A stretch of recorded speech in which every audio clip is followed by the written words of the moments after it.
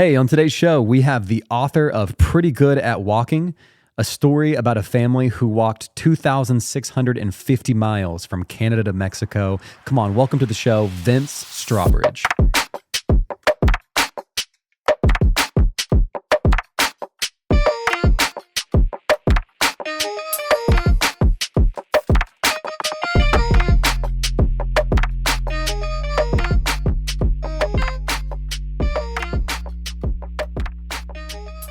Awesome. Well, Vince, thanks for being on the show. Oh, no problem. Yeah, Thanks for having me. Of course, man. Excited to be with you. Excited to dive into this book that I'm holding in my hands, Pretty Good at Walking. This is a pretty thick book, man. This probably took you a little while. Thank you. Yeah, I wrote a lot. Yeah. I mean, for people that are listening that maybe aren't familiar with the story, we're going to get into it in this show, kind of hear the backstory, but maybe give us a little glimpse into what this book is about and what we're going to get into today. Yeah, in 2018, my wife and my 4 kids set out on a southbound journey of the Pacific Crest Trail. Mm-hmm. That's walking from Canada, the border of Canada, to Mexico. Actually, it start 30 miles south of the border to Mexico, my son would want me to tell you. Yeah. And you have to walk north to the border and then turn around and come back. Yeah. All the way to Mexico. So it's 2,650 miles of connected trail, mm-hmm. and it's maintained by not all of it's maintained by, but it's the Pacific Crest Trail Association is responsible for maintaining permits and a lot of the trail maintenance and stuff. But it's crazy. It runs right through that inner crest.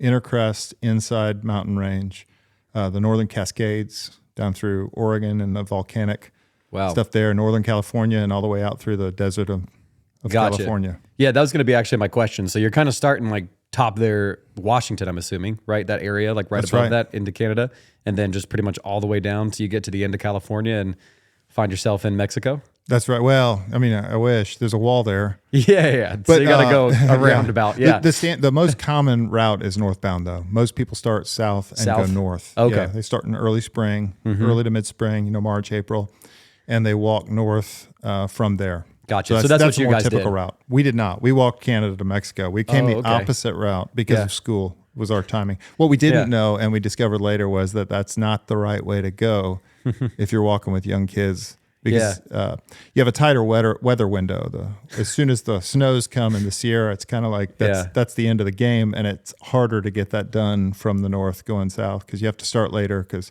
melting snow in the Cascades. So. Well, I want to get into that. Let's start at the beginning. Have you and your family? So this was a journey that you did with your wife and was it 4 kids? 4 kids. Yep. Okay, so 6 of you guys. Mm-hmm. Was this just something that you guys have done as a family? Like it's always been, like you've really been into backpacking, or kind of get us the journey there of how you guys got interested in this. Oh, sure, yeah. Like most things, we sort of stumbled into it. Nothing was very well planned. In fact, that southbound hike, I can tell you later, was a bad idea. But yeah, so in 2008, I got hit pretty hard in that housing market crash. Oh, okay. Discovered pretty quickly that I could not declare bankruptcy and pay back people that I owed money to. So what did you do? I was a home builder. Oh, gotcha. Yeah, okay. Residential construction. Yeah. Was very aggressive and excited about building speculative homes because all that California money was coming in. So I was excited about it. Then Fannie Mae, Freddie Mac, all that stuff tightened up, and I couldn't qualify people. 3 months after I began these homes, I couldn't qualify people that had previously qualified for homes. So I got caught with a bunch of spec homes and a bunch of bills and a bunch of debt, and it was pretty difficult. But I made a lot of promises and started to get to work grinding and paying people back. So I actually called my dad and I said, "Hey, you mind moving over to the other side of that big house you guys live in and let us bunk in with you for a while?"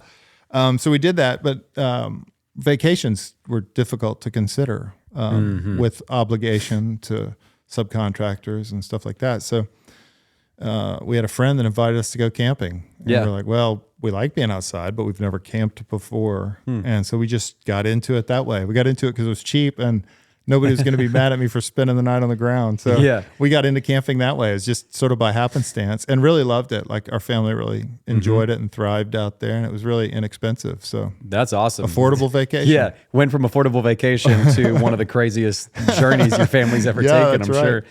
What where was the first place that you guys camped at? Was it here in Florida? Yeah.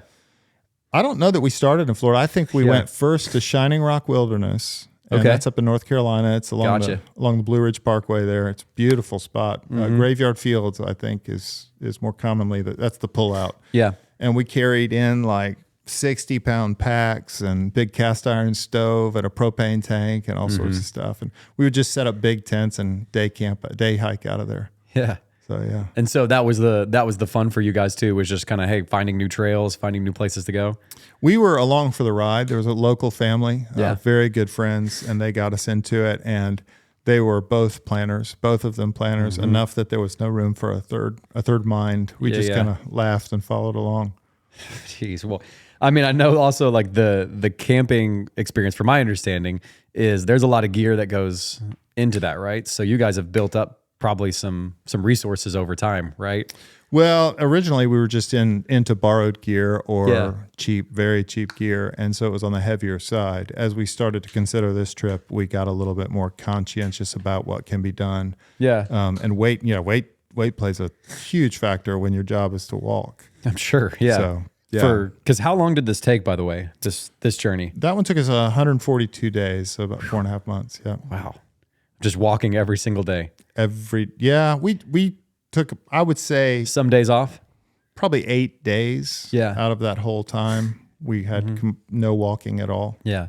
I want to get into more of the story of like the actual journey, but I'm just curious I'm intrigued about what non-backpacking people wonder. Yeah, I'm telling you, what I wonder here is who brings up the idea, because that feels wild to me. You know, like just going from, hey, we like camping, to we're gonna do one of the largest American. I mean, I imagine that's one of the largest trails you can do in America, maybe outside the Appalachian, right? That's right. Yeah. It's one of the largest. There's Appalachian. Yeah. Well, there's several that are springing up now, some interesting ones that I would never want to do. But the three major trails in the country are the Pacific Crest Trail, which is this one that I wrote about, the Continental Divide Trail as well. That's in the middle of the country, and that one's really cool. We did that one in 2020 during COVID. And then 2021, we did the Appalachian Trail. Together, they're known as the Triple Crown. They're all interesting and unique in their own ways. But this is one of the largest for sure. Who brought up the idea to do this first? The one that we're reading about in the story. So, so the family that I was describing to you, the mother of that family, had talked to Monica, my wife, about potentially someday when the kids graduated and were gone, about taking a through hike of the Appalachian Trail. It was kind of always in that category. And we'd always only done the day hiking out of a base camp. You know, so base camp would be you hike in with way too much weight, way too much food. Yeah. All of it. You set up all the tents in an area, and then you day hike out of there. And you come back to the same place every night. Well, we got this wild hair before a family vacation in the summer one year to do a loop hike. In other words, you're walking a big circle. Yeah. And so we thought it was a fun idea. We didn't really know what we were getting into, but we started paring down our gear a little bit and thinking about more what was necessary. And the kids got stronger each day. Like, we walked 7 miles. Everybody was crying a little bit toward the end of the day. 12 miles, then they were crying a little bit at the end of the day. The third day, they walked 14 by noon, or by about 2:30 in the afternoon. And I was like, these kids can walk. So a lot of things were happening sort of at that same time, sort of in our lives. We're coming out of debt, like that was about to be gone. Lots of things were coming together. But I said, hey, you know that through hike that you were thinking about? What if we took the kids? Yeah. And my wife, was really confident, absolutely confident. There was no way. My daughter went to the Bartow IB. Yeah. She was absolutely confident there was no way the principal would let Aiden out of the program and let her come back. But she was wrong. She said, if the principal will let Aiden out of the program, I'll go. So we come home, and I talked to the principal, and she said, oh, this is beautiful. This is what education was. There's nothing you could do here that could be better than what they'll learn out there. That's awesome. So she said, go and I'll get you back in. We learned some other things about that story later that were kind of comical. But in other words, she didn't really have regional approval, I think, to do what she did. She just said, you guys should do it. She just loved the idea, and she knew she was leaving the position anyway. So she blessed our bad idea. So was he able to come back to school? Aiden is a girl. We stole some girl names. We stole some boys' names for our girls. My oldest, she's my oldest daughter. She was the only one in school. The others were homeschooled, so it was not difficult. Yeah. So after that, we said, okay, we're going on a hike, and the assumption, of course, would have been we're going to the Appalachian Trail because it's the close one. It makes the most sense. Most infrastructure around the trail. Very easy planning. But then we just kind of looked at each other and we're only going once. And that movie Wild had just come out, I think, with Reese Witherspoon, Cheryl Strayed's story. Yeah. And my wife had seen it and thought, man, if we're going to go anywhere, we should go big. My oldest daughter, Aiden, was born in San Francisco. So we've been out there and in that environment. And we just thought, well, if you're going to do one, you may as well do that one. Yeah. So that was the plan. And then we scheduled a southbound hike. Yeah. Landed on that because we wanted to finish out the school year. And that one starts in July. Right. So it allows you to finish a school year and then begin. But weather became an issue, right? Pretty quickly. Well, yeah. So you have approximately 7 months to finish a northbound hike, 6 to 7. A southbound hike is more in the 4.5 to 5 that you can finish it because you just have to be out of the Sierra Nevada mountain range before that happens. Now, I had no idea of that I had an idea. People were warning me, but I didn't really heed their warnings. So this was... Am I right in understanding that this was obviously the longest trek that you guys had done? Oh, by far. Yeah, but you were going from small day hikes to this, right? We'd done that one backpacking one loop hike. It was a 64 mile. Maybe it took us 4 days, something. Yeah. That was the longest one that we had done prior to that. And we'd never been more than 10 miles or so from a road anywhere, 10 to 15. Jeez, so this put us in the Pasayten Wilderness. The Pasayten Wilderness. There's no way to get there, but there's a dirt road that's like really unmaintained, and you can get up there to the thing, and then you're 30 miles from anywhere. Yeah. What's cool to hear is like your kids really rallied around this as like a family activity, right? How old were all your kids? My oldest at the time was 16. She turned 17 on the trail, and my youngest was 11. Wow. Okay. So there was unanimous, like everybody was excited to do this. There was no hesitation. No. Nobody was excited. No, well, I mean, my wife and I were excited. Yeah. And the kids had some low level excitement about it, and I wouldn't say deep apprehension, but sort of a like, oh, this is kind of interesting to go do this thing. They did love hiking, they did love camping, but certainly there was a lot of, what am I going to miss out on? Why am I doing this? Why are you making me go? All that stuff. Yeah, and especially for 4 months. I mean, I'm assuming. What's like are you taking phones with you? Are you doing this? Like, you keeping some sort of technology on you, or is it pretty disconnected? It's, there's no coverage. Yeah. But we did use the phones for navigation. So GPS navigation, there's some embedded maps that are pretty good. They're actually a really good system. Yeah. But we carried 3 phones. My oldest daughter, my wife, and I all had phones. Yeah. My wife's and my oldest daughter's were for entertainment and music and books, and mine was for navigation. So I was stuck not distracting myself. Dude, you probably had to download a lot of music and shows. They did, yeah. My son has a Spotify account or playlist or whatever, and his is called "I Hate Hiking."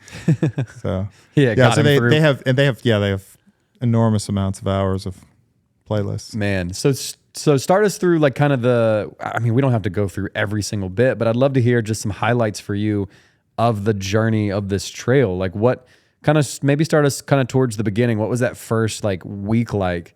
You guys, I'm assuming, get dropped off, right? Like you get dropped off at the trailhead and it's just go from there. Yeah. I was in a Facebook forum, which is, for the trail, the class forum. And there was another guy who was a member of that Facebook forum. And as you can imagine, they're not the kindest of places when it's a family that's going on a hike, and the typical hiker is kind of young and excited about partying and all that. So it was me, and I don't know that we were received very well in there, but there was this guy who was a Boy Scout troop leader, and somebody in that forum told me we would never make it, and he kind of messaged me on the side and just became this really kind of coach for me. That's cool. Yeah. Neat guy. Just really came alongside and encouraged, especially when, you're kind of new to this whole thing. Like I was like, am I crazy? I mean, probably, but I didn't, I didn't know how to interact with this idea, and it was a big idea. Yeah. But he was from Yakima, Washington, 5 hours from the start of the trail. But he said, if you can get to me, I'll drive you to the trail. So that's awesome. Yeah. That has to be, I'm thinking about like that kind of comment. Cause I've had comments like that before in my life where it's, you know, you're going off to do something different and somebody says, hey, it's not going to work out. You're not going to make it. In this instance, I imagine that had to be like a little nerve wracking for you to hear some negativity like that. Like, cause it is life or death, like being successful on this trail, right? Like, yeah, I mean, you know, yes. I mean, there are moments when your life, where the decisions that you make will impact you, and yeah, to the degree that it's possible. Yeah, my son was hypothermic at some point, so really, yes, you have to make right decisions and consequential decisions. It's one of the things I love about it. So, my kids have had the experience of having to consider the fact that their sore ankle is not a consideration when water is 20 miles away. So they just have to go. So there's a really nice like connection between action and consequence that you don't get in the everyday of life. And so it's one of the things that I really appreciated. That's unique about the experience. I'm currently listening to a book by you know David Goggins. That guy. Yeah, he's obviously a character for sure, but I've been listening to this book and he talked about something similar to that, which has been sticking with me lately. Is he was an EMT for a while, and there's this thing, I think it's called like distracting injuries, where it's like as an EMT you have to be aware of distracting injuries. So like, you know, the horribly mangled leg of somebody, that's the thing you probably naturally want to run to because it hurts and it's obvious. But you don't realize like internally they're choking on their own blood, or like their lungs are filling up. And it's like, okay, as bad as this is, the reality of what this person actually needs is this. And so like same thing for there. It's like, hey, my ankle hurts, but I need to get to this water today so that I can be successful for tomorrow. I mean, so probably teaches a lot of discipline, I'm sure. Yeah, we stepped out of the van, like it's July, so we think we don't really know what to expect. I'd been watching this, the indicator for beginning the trail is 2 weeks after the snow tail at Hart's Pass hits 0. Then 2 weeks from there you go. But we were anxious, so we were 1 week out. Yeah. Well, I thought that meant the trail was snow free, but it wasn't. It just meant the pass itself was snow free. So you get climbing out of there and you get into elevation and you're crossing big snow fields. And it's not that friendly snow. It's not the powdery, fluffy stuff. It's heavy, wet, slippery snow. And you're walking in footholds, and none of those footholds are made for 11-year-olds. So my 11-year-old daughter is having to stretch these long steps all day long. So she's sliding down in the bottom, and your feet are just absolutely killing you the whole time.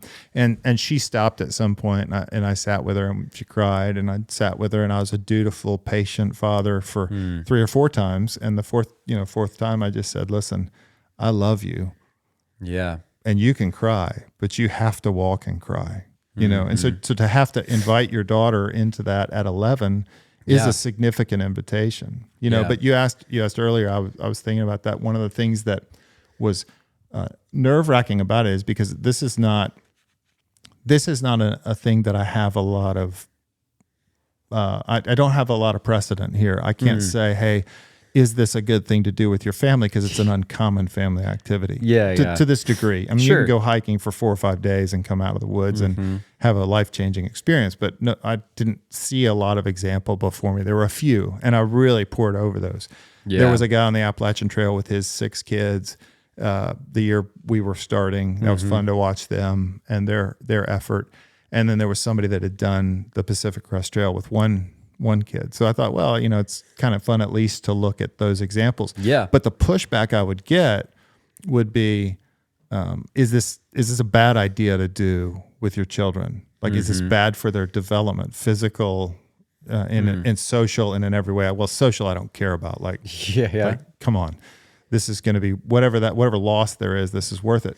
But physical I was concerned about, because I don't know if it's bad to walk your kid that far. And it was a lot of wrestling that we did with those kinds of questions. Yeah. So did you guys do, I'm curious, I can see the mental side of it being such a win. Even when an 11-year-old can't see that in the moment of I'm having to like, fight through adversity, fight through some pain. Like that is something that's going to carry. I feel like that's a pretty obvious one that is helpful for your mental, whether it's today or down the road.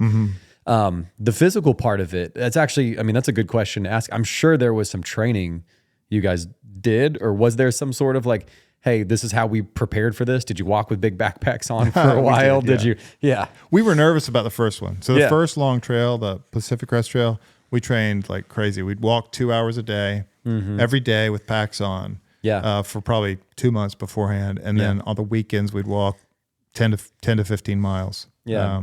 Do you feel like that was helpful? It was. It doesn't help for elevation gain and loss. There's nothing here that can do that. Yeah. But Florida sand is actually very good because one of the bigger things that's going to derail you is your feet. Really have to really be strong and fit. You got to walk far enough to have them hurt, and there's almost nothing like Florida sand to walk through that. Yeah, I bet. I remember, dude. I just went to Colorado for like a work trip a couple months ago, and not even doing anything super active, just like walking upstairs. The elevation is killer. And so I can't imagine it takes a while for your body to get adjusted to that. And I'm sure that was probably difficult, right? In the first couple of weeks.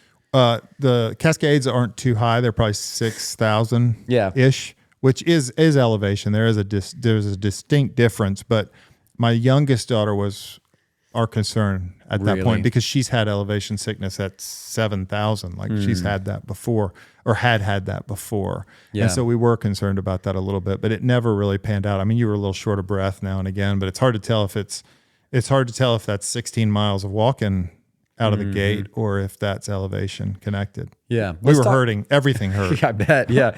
I imagine the first couple of days was one of those breaks that you mentioned earlier that you took. Was it in some of the first couple of days?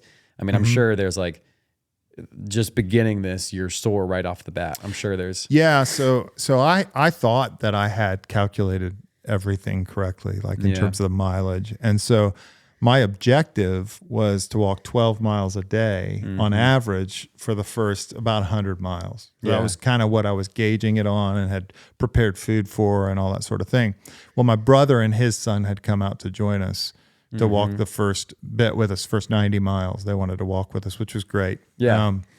And we really enjoyed having them. But when he communicated, and this helped me learn math, but he said he was going to be with us for 8 days, and I said, well, 8 full days, and so I do the division that way. But he was leaving he had to leave on the 8th day, and we didn't start at the beginning of the morning. So as you can imagine, like those are critical critical hours to get miles done, and so we had to walk significantly more than I intended. So we were up around 16 to get him back. Yeah, about 16 on average, and it was probably a little much for us in hindsight, but at the same time, it sort of jumped us into gear. Yeah. And then my good friend, the ones that got us into it, he's a great, just unbelievable in terms of like his logistics, really thoughtful.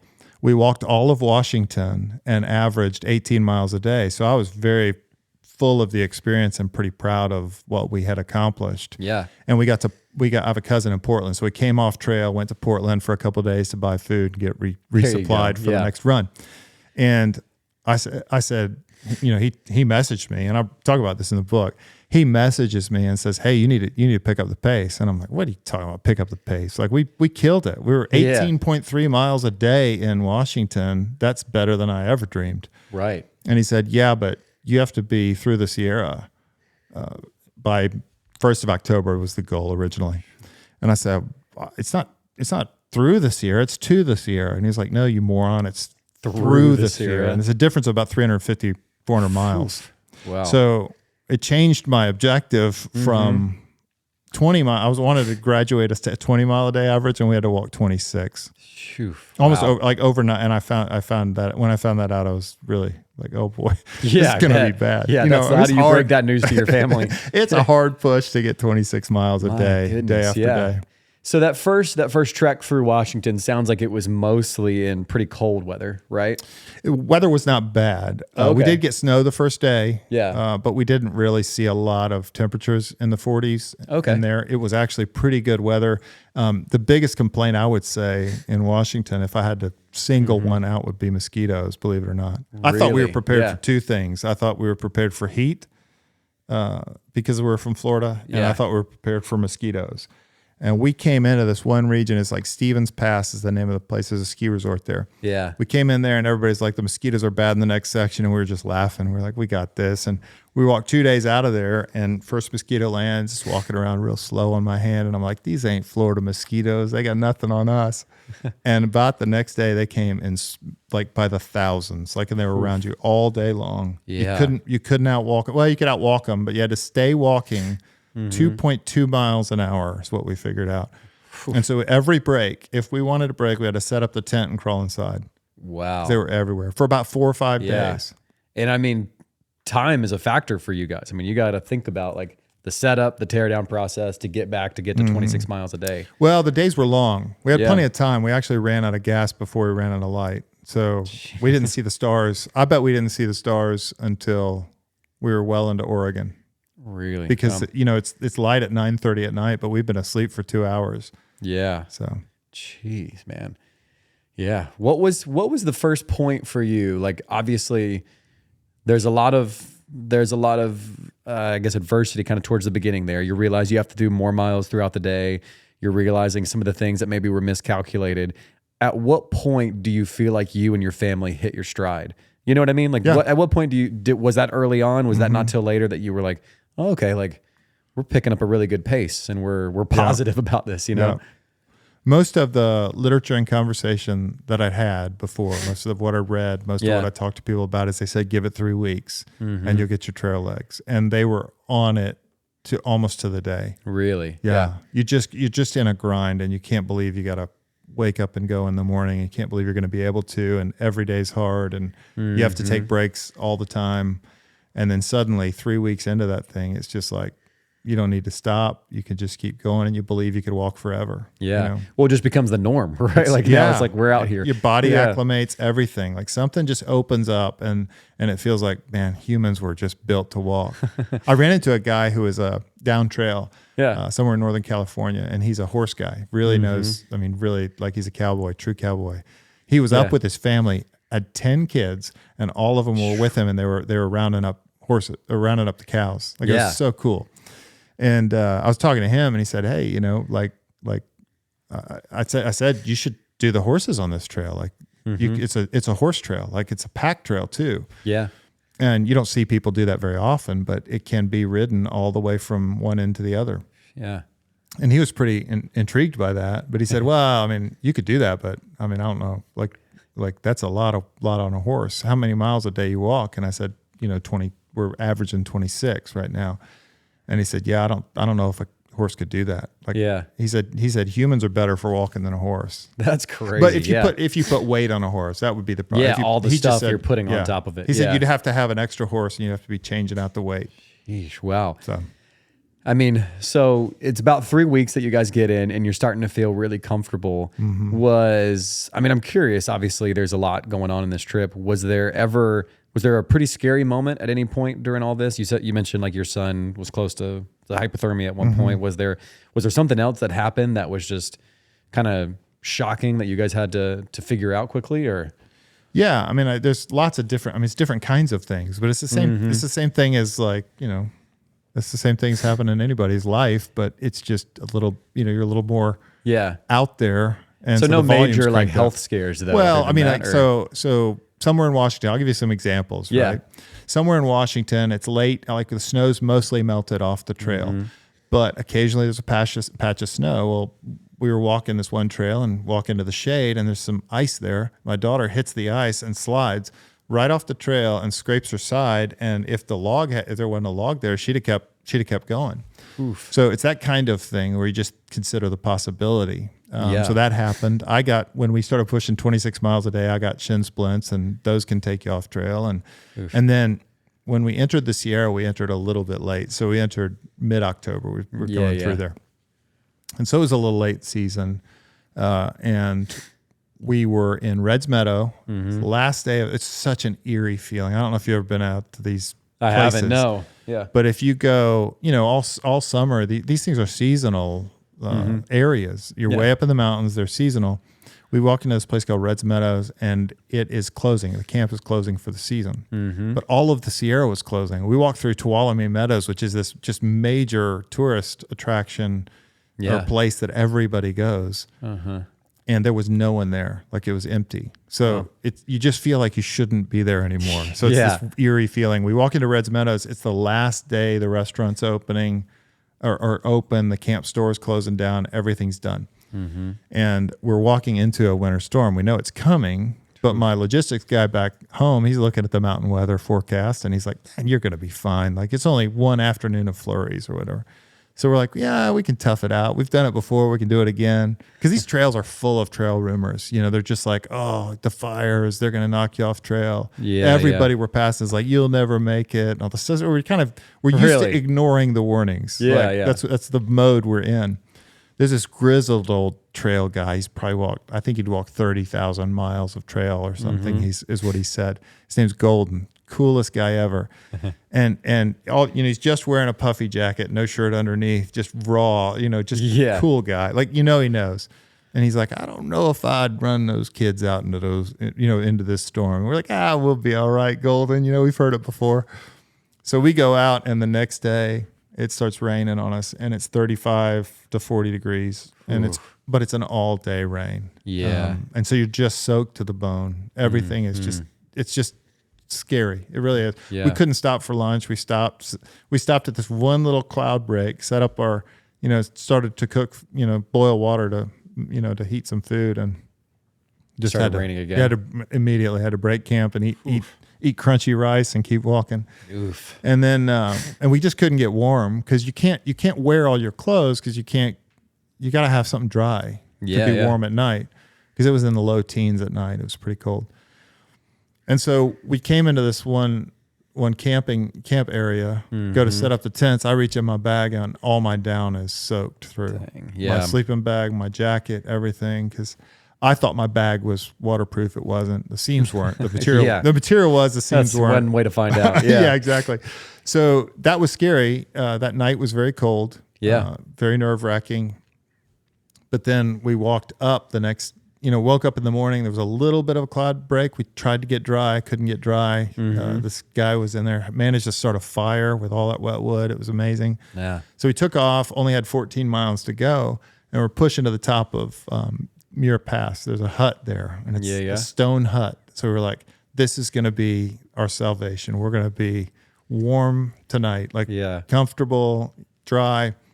And so we're pushing, and about when we hit about 10,000 feet or so, it started snowing on us. And it was supposed to be a light flurry.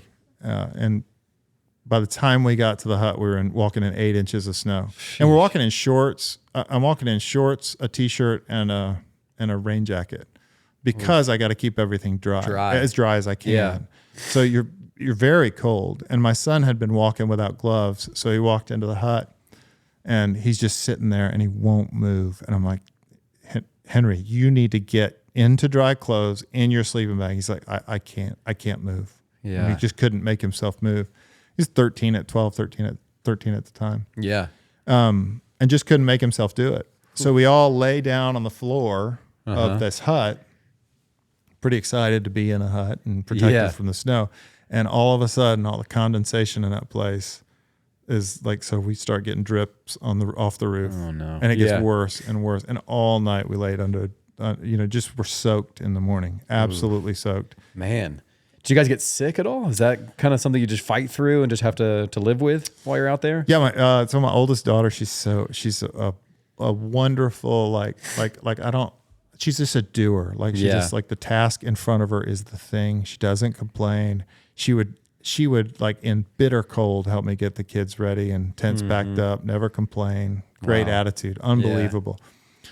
So we came in Southern California, there's all these water caches. You don't have, like, some of the natural water sources, even wells and stuff, are over 20 miles apart. Yeah. And so local supporters of the trail will come out and put these 5-gallon jugs out there to help resupply you. The problem is that all of us nasty, dirty hikers are using the same bottles and all that stuff.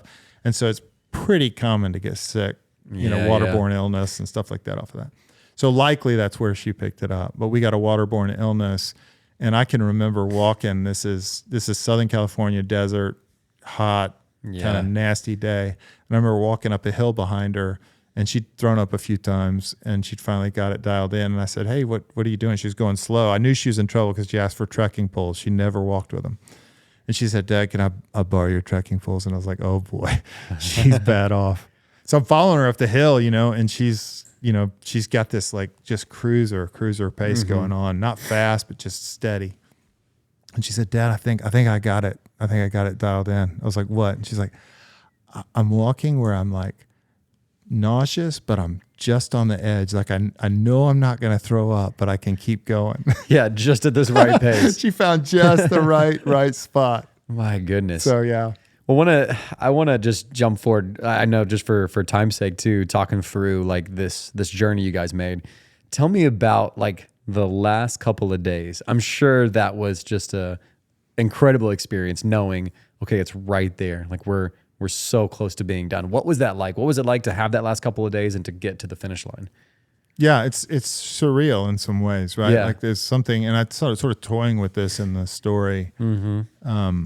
There's something to be said for a pilgrimage, right? There's a reason that pilgrimage and quests and all those things are so like just ingrained in the literature and story of our culture. Like it's an unbelievable thing.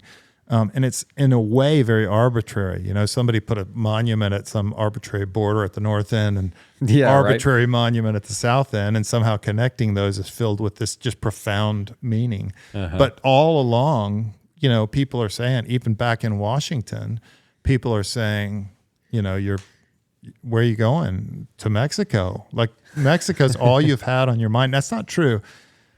There's a book called Moonwalking with Einstein that I just love. Okay, I don't know if you've read it. Never heard of it, no. Oh, it's cool. It's Moonwalking with Einstein it's about a memory competition. This guy says, I wonder, he's a journalist who's tasked with talking about the strongest man in the world. He's not terribly interested. He said, I wonder who the smartest man in the world is, So he gets attracted to this memory competition and meets a guy there who says, you give me a year, I'll put you in the finals of this thing. So he teaches him how to do memory and memorizing. And one of the things that he talks about is chunking, so you associate a larger group of numbers together to remember better. And that was, I would say, if I had anything that helped us the most was the trip was divided into chunks. It was 300 miles and our friends are coming. Another 200 miles and we're with our cousins. There was all these markers along the way. But that last one, like Mexico, just sitting out there the whole time, like this unbelievable goal. Yeah. And my brother, who started the trip with us, flew out and finished it with you. As soon, the last 40 miles he walked with us. But the day we met him was just kind of like, we're gonna make it. Like, wow. I mean, we knew at that point. My wife was walking with plantar fasciitis and had been doing so for about 1,100 miles, and so we knew she could endure that. We knew we could make it. We'd backed our miles down to accommodate her pain levels. And just we knew we were going to make it. So it was like, just something very, so filled with elation. And we had a bunch of people that came out like I don't even know anybody in California, but like I didn't know I knew anybody, but friends and cousins and distant cousins and people like we had probably, I bet we had 30 or 40 people walk to the finish with us. It was amazing. Awesome. That's cool. Yeah. And my son, this is funny. I think this is a funny story. There was a guy that was hiking with us back up in Washington that we met. And he sat down. We met him at a lake up there. And he was talking about how excited he was about going through. And if you make it through the Sierra before the winter stops you, you've made it. Like it's just 700 miles of desert, which may sound like a lot if you haven't walked before. But if you can make it that first amount of miles, that first 1,900, that last 700 is nothing. So he gets to Kennedy Meadows South, which marks you've done it. You've made it out of the Sierra. Yeah. And he does some Instagram post and says, I did what I came to do. And we just laughed. We were like, there's no way. You did not do what you came to do. I mean, you came to walk from the border to the border. I'm not saying you didn't learn a lot. But you didn't do the thing you set out to do. So my son sat at a road 1 mile from the border, and I reached my hand down to him. I was like, "Hey, Henry, let's go." And he's like, "Nah, I did what I came to do, Dad." I had to drag him. Can you imagine not finishing at that point? Well, he thought it would be funny. He thought it would be funny to walk to 2,649 miles. Yeah, no way. You're gonna regret that when you get home for sure. So what's that moment like? You guys finish I can imagine I'd just be like full of emotion. Like you get to that point. What was it like for your family? Yeah, it's hard to relate, really. Yeah. It's hard to relate. I mean, one thing that's amazing is they do these trail logs all along the way. And my kids were just enamored with stopping and reading. What date? Oh, Columbus and Blue Bear were here 4 days ago. They're getting faster. They're moving out ahead. We got to get faster. Suvi or Miss MacGyver or Grizz or everybody's got these cool trail names. Sure, and my kids are just can't wait to get to a trail log to read about it. And right there at that last monument is this trail log, and everybody they're not just writing names anymore. They're writing stories. That's awesome. And there's something really cool about that sense of a shared pilgrimage with all of these people. Yeah. And so that sense of participating in something that just feels that significant to so many people is really cool. That's awesome. There's a guy that we met who did what's called a yo-yo hike. Yeah. A yo-yo is when you, in a single season, start at he started in Mexico, walked to Canada, and came all the way back. Whew, so it's the whole thing twice. Yeah. So, and this probably is a better answer to your question. We met him at a water cache in Southern California. We kept meeting him because once you've made it past the Sierra, you're home free. Yeah. So he would keep getting off trails. He was from Southern California. So he'd go to concerts, he'd go to shows, he'd go visit friends. He'd get come right back on the trail. And we would grind past him, at our 20 miles a day. And he would walk 40 and catch up to us. Sheesh. So we got to see him over and over again. Yeah. One day he walks into one of these, a bone dry, nasty, trashy water cache. No water anywhere. So we're like, what are we going to do? Well, he teaches us how to get water at a dry water cache, which is, he said, you got a little 11-year-old redhead, you're going to get water. Go up to the road and hang an empty bottle upside down and somebody's going to stop. Sure enough, Georgie and I went up there and got Gatorade. So he's teaching us all this cool stuff. Yeah. So he comes down and I said, John, he said, man, your kids will have gained so much, which everybody says, And I thought, well, but you'll have gained it twice. Like, you've walked this trail twice. And he says, yeah, when I was getting off trail to go to weddings, people would ask me, and I would try to tell them what I'm learning out here. Yeah. But I came to the place where I was just like, I wasn't sure that I could put it into words. If I put it into words, I wasn't sure that they could understand it. Yeah. So now whenever I go to one of these weddings, I just say, well, I've learned I'm pretty good at walking. So that's why I named the book Pretty Good at Walking. That's awesome, man. Well, this is cool. I wish we could spend a couple another hours here just talking through all the stories that you guys have learned. But I want to ask this before we kind of conclude our episode here today. For people getting this book, I guess maybe this is a big question. Maybe there's a couple different lessons you'd love for people to learn from this, but what's the dream for you or the goal for you in somebody that would read this, what they would take away from your guys' and your family story? I would say, this is if I'm put on the spot, which I guess I am, what I would say is the thing that I've been thinking about a lot lately is I would say, if you're a parent or if you're doing life with another person, put yourself in the way of an adventure with them that you also are exposed by, right? It's one thing to be your son's t-ball coach and try to teach him life lessons while you eat a hamburger and drink a milkshake. And you talk about how you have to persevere and rise above the difficulty. It's another thing to step into an adventure that puts you in a place where you're uncertain. So you share some of that uncertainty with your kid. Yeah, I've been thinking about that lately. Yeah, so. I can't imagine that's such a great analogy. I can't imagine the life lessons that's learned from a young person like that, going through something that's difficult, that's challenging, that's also rewarding,